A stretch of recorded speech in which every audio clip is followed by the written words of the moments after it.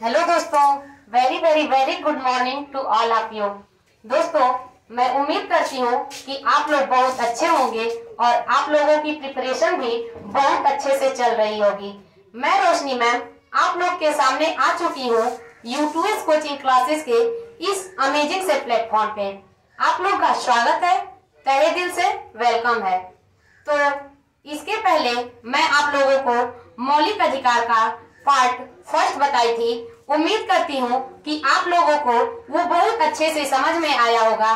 तो चलिए आज हम लोग मौलिक अधिकार के पार्ट सेकेंड को पढ़ के खत्म करेंगे। चलिए मौलिक अधिकार को हम लोग शुरू करते हैं। जो मौलिक अधिकार है, मौलिक अधिकार में 6 मौलिक अधिकार थे, जिनमें से हम आप लोगों को 2 मौलिक अधिकार को पढ़ा चुके हैं। एक था समता या समानता का अधिकार और एक कौन सा था, स्वतंत्रता का अधिकार। अभी 4 अधिकार अभी और बचे हुए हैं, जो कि आज हम लोग चारों अधिकारों को इस पार्ट में खत्म कर देंगे। तो चलिए जो आज तीसरा जो अधिकार है वो क्या है, शोषण के विरुद्ध अधिकार। जो शोषण का विरुद्ध अधिकार है वो अनुच्छेद 23 से लेकर के अनुच्छेद 24 के बीच में इसका वर्णन है। अनुच्छेद 23 से लेकर अनुच्छेद 24 के बीच में शोषण के विरुद्ध अधिकार का वर्णन है।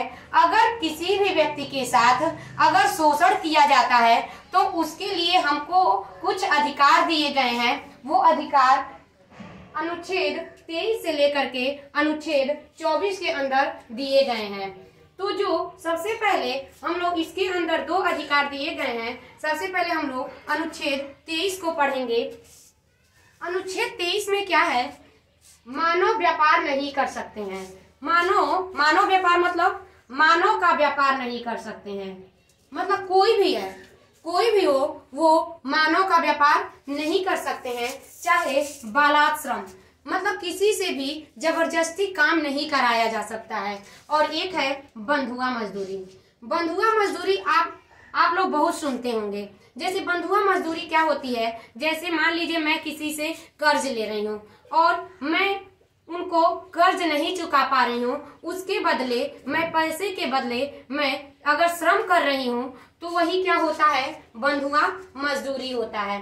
तो अनुच्छेद 23 के अंदर मानव का व्यापार नहीं कर सकते हैं, बालात श्रम नहीं कर सकते हैं आप, और बंधुआ मजदूरी नहीं करवा सकते हैं। तो ये है अनुच्छेद 23 के अंदर ये हम लोग को अधिकार प्राप्त है कि हम लोग मानव का व्यापार, चाहे कोई भी मानव का व्यापार नहीं कर सकते हैं, बाला श्रम नहीं कर सकते हैं और बंधुआ मजदूरी नहीं कर सकते हैं। अगर मैं बात करूं अनुच्छेद 24 की, तो अनुच्छेद 24 ये कहता है कि 14 वर्ष से कम उम्र के बच्चों को कारखाने में काम करने पर रोक। जो भी 14 वर्ष से कम उम्र का बच्चा है उससे आप किसी भी कारखाने में चाहे किसी भी तरह से आप उसको काम नहीं करवा सकते हैं। अगर कोई काम करवाएगा तो उसको क्या हो सकती है, सजा हो सकती है, क्योंकि अनुच्छेद 24 के अनुसार उसे अधिकार मिला है कि 14 वर्ष से कम उम्र के बच्चों को कारखाने में काम करने से रोक है। तो ये था अनुच्छेद 23 से 24 जो बताता है शोषण के विरुद्ध अधिकार। अब हम बात करते हैं चौथा, धार्मिक स्वतंत्रता का अधिकार। जो धार्मिक स्वतंत्रता का अधिकार है उसका वर्णन अनुच्छेद 25 से लेकर के अनुच्छेद 28 के बीच में किया गया है। अनुच्छेद 25 से लेकर अनुच्छेद 28 के अंदर किया गया है। तो जो अनुच्छेद 25 है, सबसे पहले जो अनुच्छेद 25 है वो धर्म को मानने, धर्म का आचरण करने और धर्म का प्रचार करने की क्या मिली है, स्वतंत्रता मिली है। अब धार्मिक स्वतंत्रता मतलब कोई कैसा भी धर्म अपनाए, वो हमको क्या मिली है, अनुच्छेद 25 से लेकर 28 के बीच में हमको स्वतंत्रता मिली है कि हमको कोई भी धर्म अपनाने से कोई भी रोक नहीं सकता है।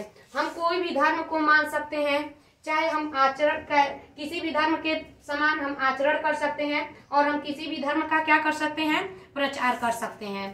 तो ये जो है वो अनुच्छेद 25 में कहा गया है। अगर अनुच्छेद 26 की बात करें तो अनुच्छेद 26 में क्या बताया गया है? धार्मिक प्रबंधन की प्रक्रिया। अब धार्मिक प्रबंधन की प्रक्रिया मतलब क्या? धार्मिक प्रबंधन मतलब व्यवस्था करना। कोई भी धर्म हो, किसी भी जिस धर्म से हमको, जिस धर्म में हमारा मन लगेगा उस धर्म के प्रति हम क्या कर सकते हैं? प्रबंधन कर सकते हैं। और अनुच्छेद जो 27 है उसमें क्या है? धार्मिक कार्यों को संपोषित करने की जो मिली है, स्वतंत्रता मिली है। अब धार्मिक कार्यों को संपोषित करना मतलब जो टैक्स लगता है, जिसको टैक्स देना होता है, उसी को कहा जाता है संपोषित। और अनुच्छेद जो 28 है, अनुच्छेद 28 के अंदर बताया गया है कि धार्मिक शिक्षा उपासना में उपस्थित होने की स्वतंत्रता। आपको क्या कर सकते हैं? किसी भी, कोई भी धर्म हो उसकी शिक्षा प्राप्त कर सकते हैं और उसमें क्या कर सकते हैं? आप लोग उपस्थित हो सकते हैं, कोई भी रोक नहीं सकता है। तो ये अनुच्छेद 28 में।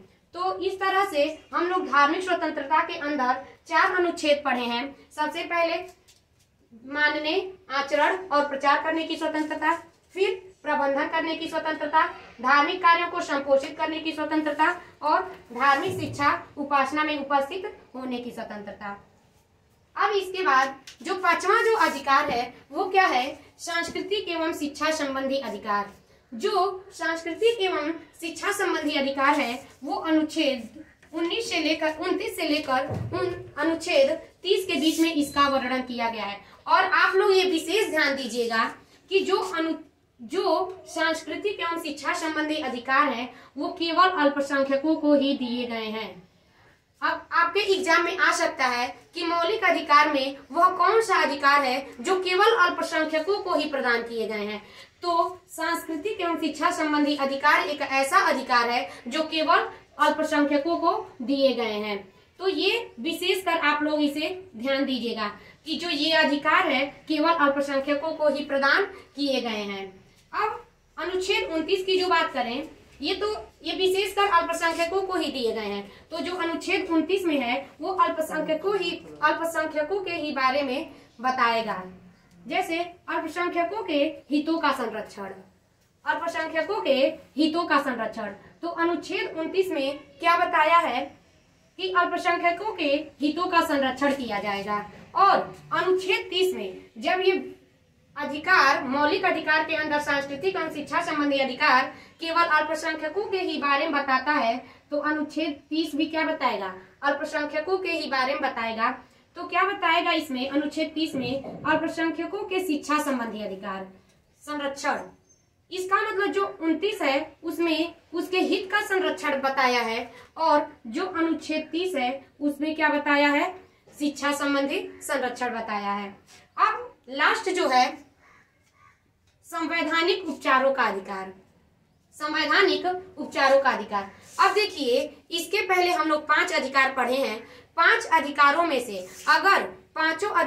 से अगर हमको उस 5 अधिकारों में से कोई व्यक्ति हमसे वो छीनना चाहता है तो क्या कर सकते हैं? जो ऊपर लिखे हुए किसी भी मौलिक अधिकार का हनन होता है, चाहे हमसे कोई छीनना चाहता है, तो हम क्या कर सकते हैं? डायरेक्ट सुप्रीम कोर्ट या हाई कोर्ट में हम अपील दायर कर सकते हैं कि हमसे वो क्या करना चाहता है, हमसे ये अधिकार ये हमसे छीनना चाहता है, तो उसके प्रति हम क्या कर सकते हैं? अपील दायर कर सकते हैं। जो अनुच्छेद 32 है, अनुच्छेद 32 को डॉक्टर भीमराव अंबेडकर ने संविधान का आत्मा कहा है। जो अनुच्छेद 32 है, अनुच्छेद 32 को डॉक्टर भीमराव अंबेडकर ने संविधान का क्या कहा है? आत्मा कहा है। अब ये देखिए 6 अधिकार तो हो गए, लेकिन अब देखिए मैं आप लोग को ये बताती हूँ कि ऐसे कौन कौन से अधिकार हैं जो केवल भारतीयों को दिए गए हैं और ऐसे कौन कौन से अधिकार हैं जो भारतीयों के साथ साथ विदेशियों को भी दिए गए हैं। तो चलिए हम लोग पढ़ते हैं। जैसे केवल भारतीय नागरिकों को प्राप्त अधिकार, ये एग्जाम में आपके आ सकता है। केवल भारतीय नागरिकों को प्राप्त कौन कौन से अधिकार हैं, ये विदेशियों को प्राप्त नहीं है। तो अनुच्छेद 15, अनुच्छेद 16 और अनुच्छेद 19, अनुच्छेद 29 और अनुच्छेद 30, ये जो 5 अधिकार हैं वो केवल भारतीयों को प्राप्त हैं, विदेशियों को प्राप्त नहीं है। अब इधर अगर हम लोग पढ़ते हैं तो भारतीय तथा विदेशी दोनों नागरिकों को प्राप्त अधिकार, ये जो अधिकार है वो दोनों को प्राप्त है, भारतीयों के साथ साथ विदेशियों को भी प्राप्त है।